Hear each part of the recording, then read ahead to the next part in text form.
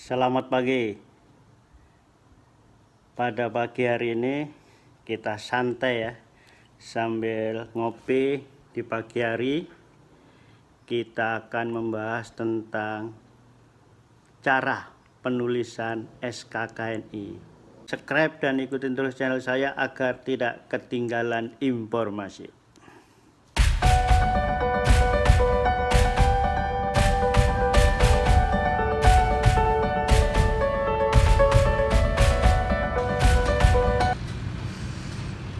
Tata cara penulisan standar kompetensi kerja nasional Indonesia mengikuti keputusan Direktorat Jenderal Pembinaan Pelatihan dan Produktivitas Kementerian Tenaga Kerja dan Transmigrasi nomor 189 tahun 2013. Bongkar pasang langsung dijadiin, Pak. Langsung jadiin. Kalau bongkar-bongkar satu red sendiri, satu plek-plek gitu ya. bongkar pasang itu bolak-balik langsung pasang selembar, jadi langsung geser pemasangan baru. Soalnya kalau semua dibongkar takutnya kan ini suasana cuaca nggak mengizinkan, kadang hujan panas tuh, Pak. Sistematika penulisan SKKNI dibagi menjadi 3 bagian. Yang pertama yaitu bab 1 merupakan bab pendahuluan, bab 2 merupakan batang tubuh SKKNI, bagian ketiga atau bab ketiga adalah merupakan bab penutup. Struktur dan format SKKNI sesuai dengan modelnya RMCS, Regional Model Kompetensi Standar, yang direkomendasikan oleh ILO dan ditetapkan sesuai dengan Permenaker nomor 8 tahun 2012, di mana setiap unit kompetensi terdiri atas kode unit, judul unit, deskripsi unit, elemen kompetensi, kriteria unjuk kerja, batasan variabel, dan panduan penilaian. Contoh: nama jabatan kerja pelaksana saluran irigasi, kode unit INA 5223.213.01, memiliki 7 unit kompetensi, antara lain menganalisa gambar dan desain serta spesifikasi teknis, membuat program mingguan berdasarkan rancangan kerja induk, sampai kepada unit kompetensi ke-7 yaitu melakukan koordinasi kegiatan pelaksanaan dengan mitra usaha di lapangan. Format unit kompetensi. Kode unit merupakan kode yang terdiri dari 9 digit ya guys. Sedangkan judul unit mendefinisikan tugas pekerjaan suatu unit kompetensi yang menggambarkan sebagian atau keseluruhan standar kompetensi. Sedangkan deskripsi unit adalah menjelaskan judul unit tadi yang mendeskripsikan pengetahuan, keterampilan yang dibutuhkan dalam mencapai kompetensi tersebut.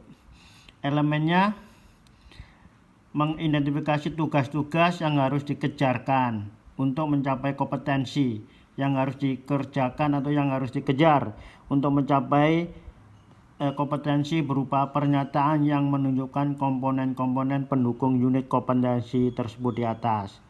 Kalau kriteria unjuk kerja adalah menggambarkan kegiatan yang harus dikerjakan untuk memperagakan kompetensi di setiap elemen tadi. Apa yang harus dikerjakan pada waktu menilai apakah syarat-syaratnya dari elemen dipenuhi atau tidak. Jadi kalimatnya adalah pasif, outputnya terukur.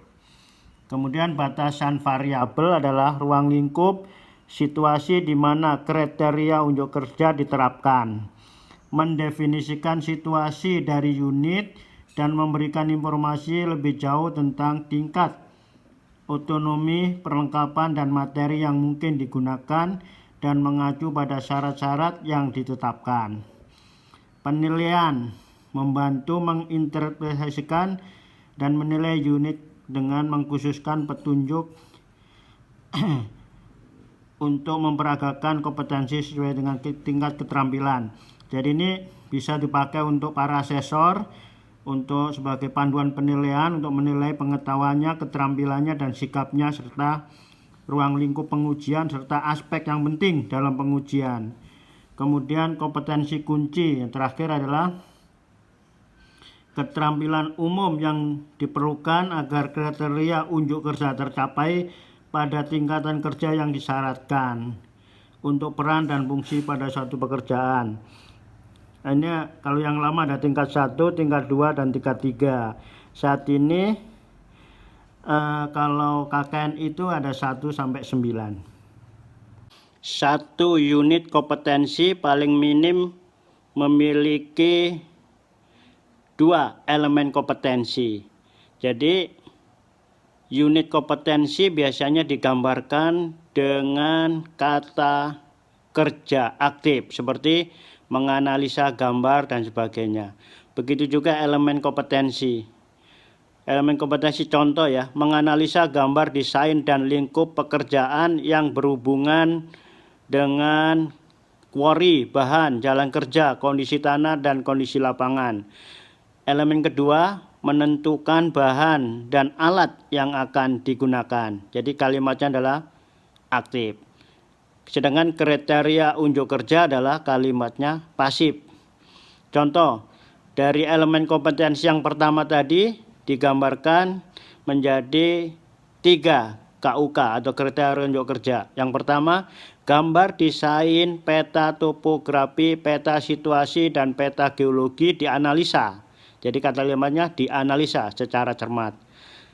Yang kedua, volume dan jenis bahan yang tersedia pada lokasi quarry diperkirakan. Jadi diperkirakan sesuai kebutuhan.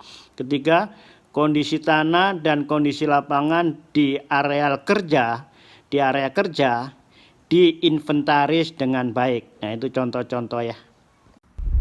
Sistematika penulisan SKKNI. Bab pertama, pendahuluan tadi.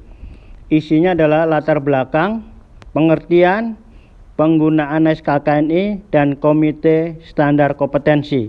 Nah, komite ini berisi daftar atau susunan komite standar kompetensi yang dibentuk oleh instansi teknis, kalau jasa konstruksi oleh PU, serta susunan tim perumus dan tim verifikasi.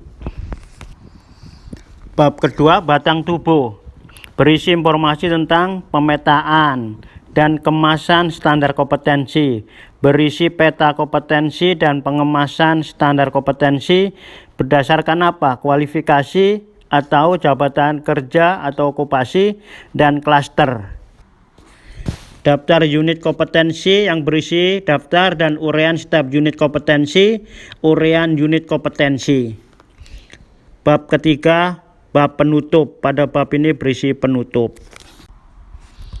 Unsur-unsur penulisan, jenis huruf dan ukurannya. Jenis yang dipakai adalah huruf Bookman Old Style dengan ukuran 12 fontnya. Spasinya adalah 1,5 spasi.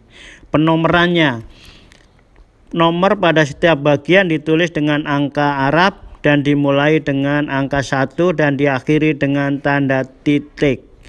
Sedangkan angka terakhir dari perincian tidak diakhiri dengan tanda titik. Kode dibagi menjadi 8. Kode kategori, kode golongan pokok terdiri dari 2 angka, kode golongan terdiri dari 3 angka, kode subgolongan terdiri dari 4 angka, kode kelompok usaha terdiri dari 5 angka, kode penjabaran kelompok usaha terdiri dari 6 angka, nomor urut unit kompetensi dari SKKNI, dan versi penerbitan SKKNI. Ini agak rumit nih yang penomoran ini. Oke, kita bahas tentang judul unit yang ditulis dengan ketentuan sebagai berikut. Menggunakan huruf kapital ya guys, kalau judul unitnya dicetak tebal. Ini saya jelaskan lagi tentang elemen kompetensi tadi, ditulis dengan ketentuan sebagai berikut. Bentuknya kelompok kerja, bukan kalimat ya, yang diawali dengan kata kerja aktif seperti yang saya jelaskan tadi. Diawali dengan me. Huruf kapital digunakan pada awal kata kerja. Setiap elemen kompetensi diberi nomor urut. Demikian penjelasan singkat saya tentang penulisan atau struktur penulisan SKKNI.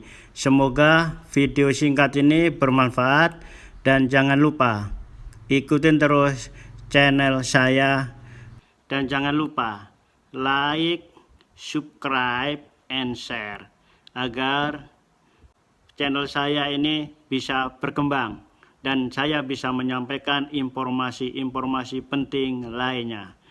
Tunggu informasi berikutnya. Salam sukses.